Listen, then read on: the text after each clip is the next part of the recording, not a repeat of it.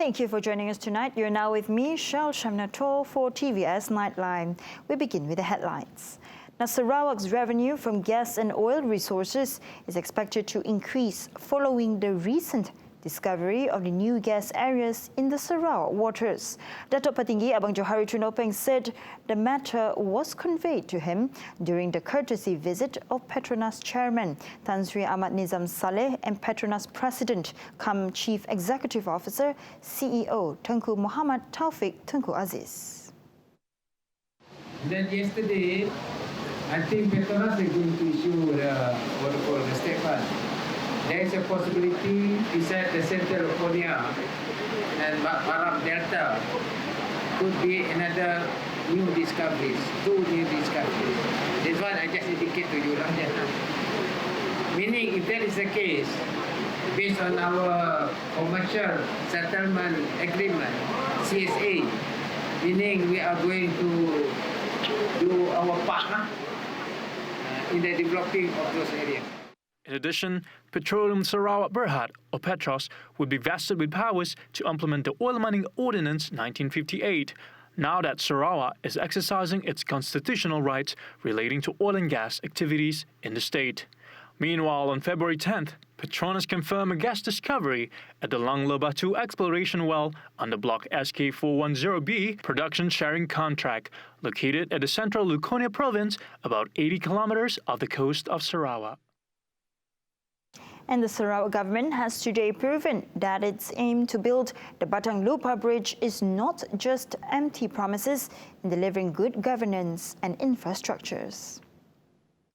Jika siap, ia akan menjadi jambatan sungai terpanjang di Malaysia. Syukur Alhamdulillah, terpanjang. Dan hari ini merupakan bukti bahawa jambatan ini bukanlah omong kosong semata-mata.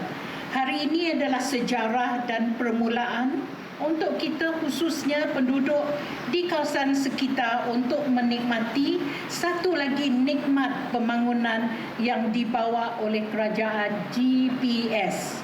Speaking at the Batang Lupa Bridge groundbreaking ceremony, Rohani recalled that the construction of the bridge had previously been approved by the federal government in collaboration with the Sarawak state government. Namun setelah bertukar kerajaan, sayangnya projek ini dibatalkan. Betapa sedihnya kita semua menerima perkabaran tersebut. Namun yang amat berhormat Ketua Menteri Datuk Petinggi Abang Jo, yang kita kasihi, yang tahu akan pentingnya jambatan ini kepada rakyat, beliau mengambil inisiatif untuk meneruskan projek jambatan ini dan ditanggung sepenuhnya oleh Kerajaan Negeri Sarawak. An Assistant Minister of Infrastructure and Port Development, Datuk Julaihi Narawi, has expressed his hope that the Sarawak state government will grant Sebuyau the full district status soon.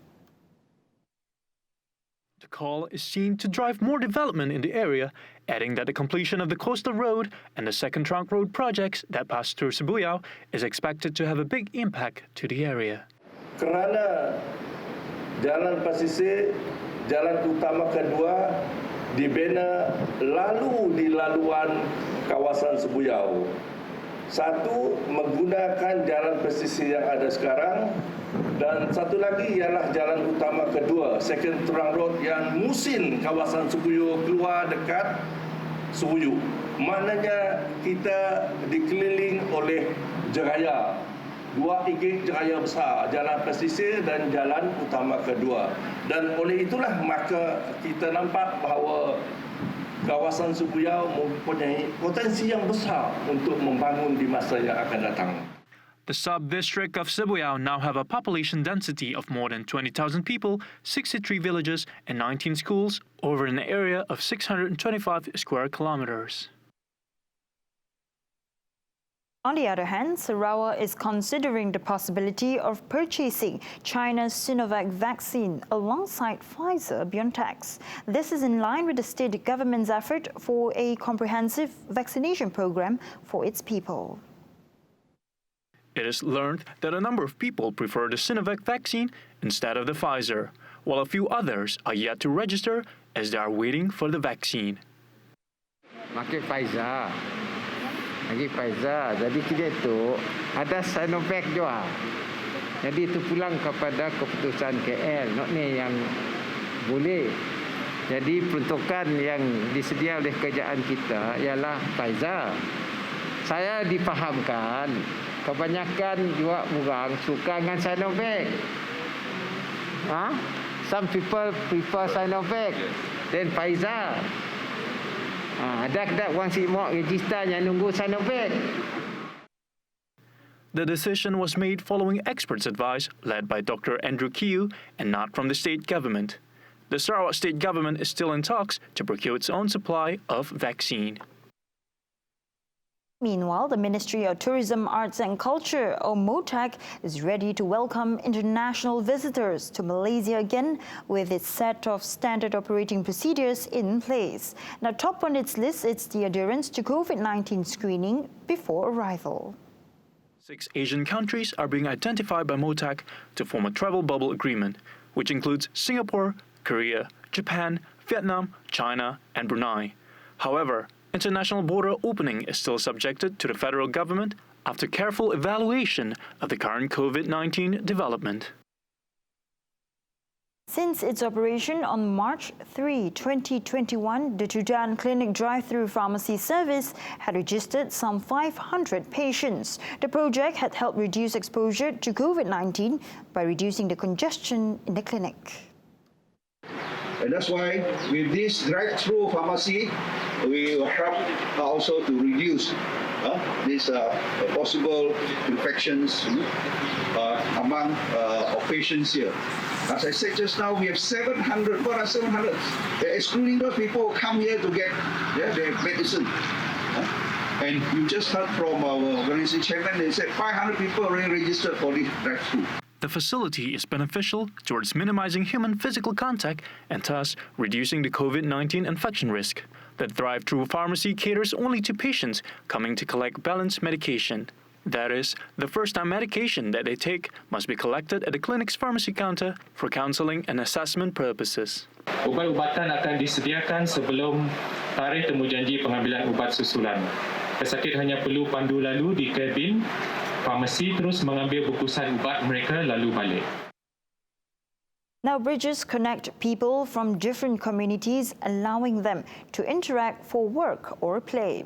Residents in Sebuyau district breathe a sigh of relief with the Batang Lupa Bridge project. The 5.1-kilometre bridge will be the longest river crossing bridge in Malaysia and bypassing the Triso Island.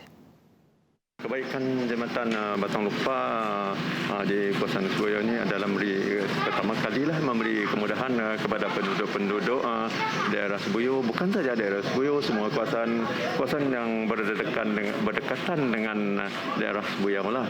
Lama tu kami sudah teruk dengan Batang Lupa, kadang dah bisa reda jatuh dia, jadinya kami harap kereta itu lalu betul, lalu nyamai, lalu senang di tengah kami dalam menafsir orang negeri pan sama-sama dari semua seluruh Sarawak. Abusman, Lamat and Sharif also hope that the bridge would provide benefits for the residents and boost the economic sector in the area. Dengan adanya pembinaan jambatan Batang Lupa ini, ia akan membantu sektor ekonomi di bahagian Sebuyau dan Meludam ini, sebabkan ini ialah laluan utama yang akan ke Miri, Bintulu sebelah sana. Jadi orang-orang luar akan berhenti di sini dan mencari-cari homestay untuk berjalan-jalan seperti pelancongan lah, sektor pelancongan di kawasan ini. In addition, Chief Minister Dato' Petinggi Abang Johari Tunopeng said it was always the state government's aspiration to link the whole coastal road network in Sarawak. Ini kita gunakan untuk membangunkan rakyat Sarawak. InsyaAllah GPS akan terus berusaha membangunkan kawasan luar bandar yang mesti dibangunkan, termasuk Pandabalan. Tapi si dah dapat kelip mata nyada, ambil masalah. Saya ada orang malah jeraya dapat siap esok hari. Mungkin 5 tahun, tapi saya percaya 5-6 tahun semuanya siap. The Chief Minister of Sarawak, Dato' Patinggi Abang Johari Tun Openg, has officiated the earth-breaking ceremony of the Batang Lupar Bridge, which cost 848 million ringgit earlier today. Upon completion, the 5.1 kilometers bridge will be the longest river crossing bridge and passing the Triso Island. It is GPS vision to link the whole coastal network of Sarawak without relying on the federal government. The project, which is fully borne by the state government, is nearing completion within 48 months. I'm Lorenzo Isaac with videographer Zen Hashim reporting for TVS Sebuyau. And on to the COVID-19 development, as Sarawak recorded 192 new cases that have recovered. At the same time, Sarawak Health Department declared the end of 3 clusters, namely Nangga Lijan cluster in Julaihi, Univista cluster in Samarahan and Kidorang Dua cluster in Bintulu after no new cases were recorded in 28 days. Meanwhile, Sarawak State Disaster Management Committee or SDMC reported 140 new infections, with Miri recording the highest daily cases at 52 cases. 2 fatalities were also reported involving a 71-year-old local man in Cebu Hospital and a 69-year-old local woman who died in her own residence. At the same time, there are 31 active clusters in Sarawak, with 9 clusters recording additional cases. Meanwhile, Asajaya district has reverted back to green status from yellow status. Subis district has turned to red status from orange status. Meanwhile, a total of 1,384 new positive COVID-19 cases were recorded, making the cumulative total to 335,540 cases so far. 1,375 were local infections, while 9 others were imported cases. Out of the total, 870 were Malaysians, while 505 were non-Malaysians, making the total death toll to 1,244 cases, and the total recovered cases were 1,058 cases. On to the next update is the field of space economy, which is being developed by Serba Dynamic Group Berhad, plays an important role in information and communication technology, or ICT. Among others, the technology can help bridge the digital divide and address internet connectivity issue in remote areas of the country through satellite technology. So the main focus for Serba Dynamic as we speak is to help address digital divide. Especially in Sarawak, Sabah and rural areas. We see in COVID, in this pandemic, we see a lot of issues of connectivity. There's a lot of learning needs to be done back at home, but there are areas that cannot be reached. The infrastructure can also open up new opportunities and bigger market for related industries under the 4th wave of industrial revolution. This in turn contributes to the nation's development, which aspires to provide seamless connectivity to its people. We will provide the backhaul and connectivity for TV Sarawak to deliver, messages to rural areas. It is in parallel with our plan to deliver the first 500 sites in the next 3 years for broadband connectivity. And in parallel, TV Sarawak can ride by pushing messages contained that is localized under Sarawak's interest to the rural area. Meanwhile, Serba Dynamic is planning to set up a space engineering and operations center in Bintulu due to its location. Is that Bintulu is a heart of ASEAN. It's 3,000 kilometers all around.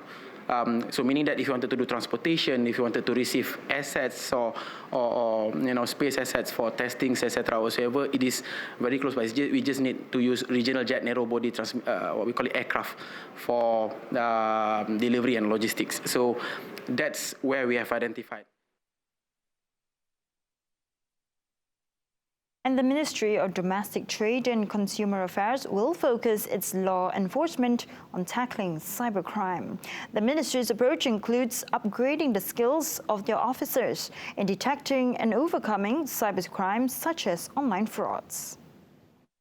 Its minister, Datuk Sri Alexander Nantalinggi, said the cybercrime rate is increasing during the time of COVID-19 pandemic. He said this has become an alarming threat to the digital economy. Secara spesifik saya lihat mereka ini perlu diberi ruang dan peluang untuk mereka mengikuti kursus, ya.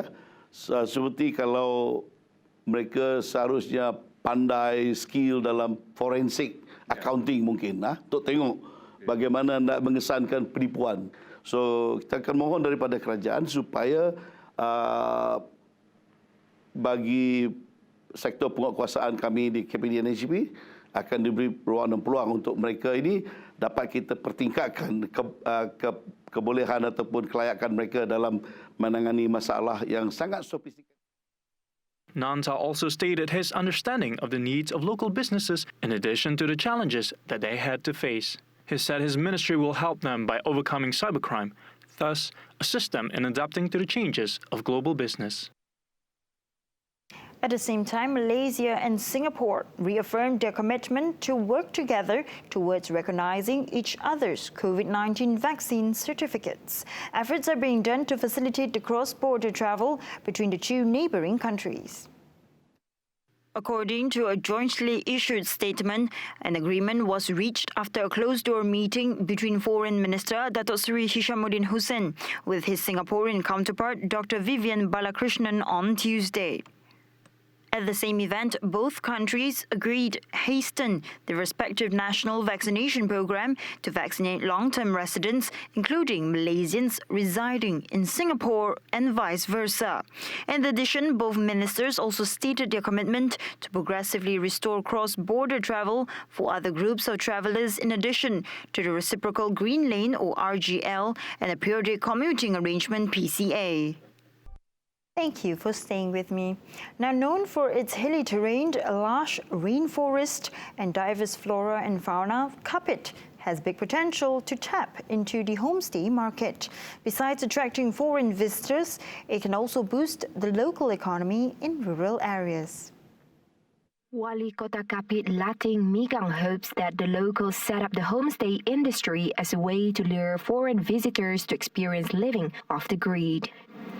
Dari segi kemudahan, kita buat masa kini cuma ada macam bajet hotel dan saya sangat menggalakkan rumah panjang di Kapit membuat homestay. Tapi buat masa ini mungkin belum banyak atau belum ada yang register dengan kami berkenaan dengan penubuhan homestay. He added, there are some residents participating in small-scale stainless bee farm and crafting beadworks, which can be a focal point of attraction in Kapit. Dan selain itu juga ada juga yang buat sebuah sedikit macam saya kata itu sebagai cottage industry itu yang skim macam kelulut itu satu dan yang kedua ada juga yang buat manik dari segi manik The Kapit District Council has also allocated space at the Gelanggang Kenyalang Hawker Centre for locals to sell their handicrafts. However, as the local tourism sector in Sarawak has yet to be fully opened, the sales of the handicrafts suffer a decline due to the pandemic. Nonetheless, with the recent National Tourism Policy DPN 2020 to 2030 announced, it is hopeful that the business will see a new light of day, especially for rural industry players. Previously, the Travel, Arts and Culture Minister, Dato Sri Nancy Shukri, has said that its ministry will set up a special investment zone for tourism projects to attract both local and international investors developing the zone. On to the local sports development, as the Badminton Association of Malaysia, or BAM, has no plans to send the national senior squad to compete in the 2021 SEA Games in Hanoi, Vietnam at the end of this year. The senior squad, including newly crowned All-England men's singles champion Lee Zijia and top men's doubles pair Aaron Chia and Soh Woo Yik, have been excluded from the biennial games to allow them to focus on 4 major championships this year. The 4 major tournaments are the 2020 Tokyo Olympics, the Thomas and Uber Cups in Denmark, the World Championship in Spain, and the Sudirman Cup in China. The national badminton squad contributed 3 gold medals in the 2019 Manila SEA Games through Zijia, Aaron Woo Yi, and S. Kisona in women's singles.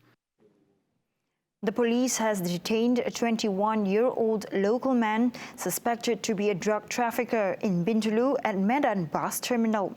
They seized 92 grams of ketamine and ecstasy estimated to be worth 11,100 ringgit. Bintulu Police Chief Superintendent Zulkifli Suhaili said the man was detained during a raid by the District Narcotics Criminal Investigation at 8:15 a.m. Monday. He said prior to the arrest, the suspect was acting suspiciously at the bus terminal area.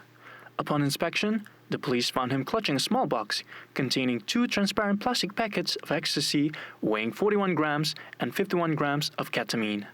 Zulkifli said the suspect has no prior criminal record and tested positive for drugs. The suspect has been remanded under Section 117 of the Criminal Procedure Code to help with investigation. A thorough investigation will be carried out to find out the source of the substance and where it would be distributed. The Malaysian Meteorological Department today issued a weather alert warning of heavy rain for several areas in Johor, Sarawak and Sabah. Areas experiencing heavy downfall in Sarawak include Kuching, Serian, Samarahan, Sri Aman, Betong, Sarikei, Sibu, Muka and Kapit starting today. Meanwhile, affected areas in Johor are Mersing and Kota Tinggi and Tawau district in Sabah. The wet weather is expected to last until Thursday.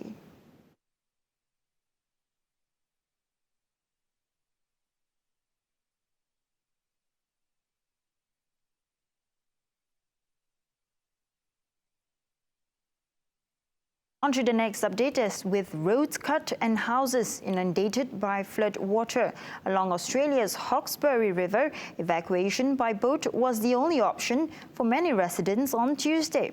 A New South Wales State Emergency Services vessel overturned when evacuating a family of 4, leaving the group drenched and shocked. Fortunately, another boat was close by to ferry the mother, father and 2 daughters to safety. The National Weather Agency has posted severe weather warnings in every mainland state or territory but one, affecting around 10 million people in a country of 25 million, across an area the size of Alaska. No deaths were reported, but thousands of people have been rescued by emergency services in recent days. About 18,000 people have been evacuated, with authorities expecting about 15 others to join them. And that concludes TVS Nightline for tonight. And as always, thank you for tuning in to your local news tonight. Here with me, Julaihi, and I'll see you next time. Have a good night.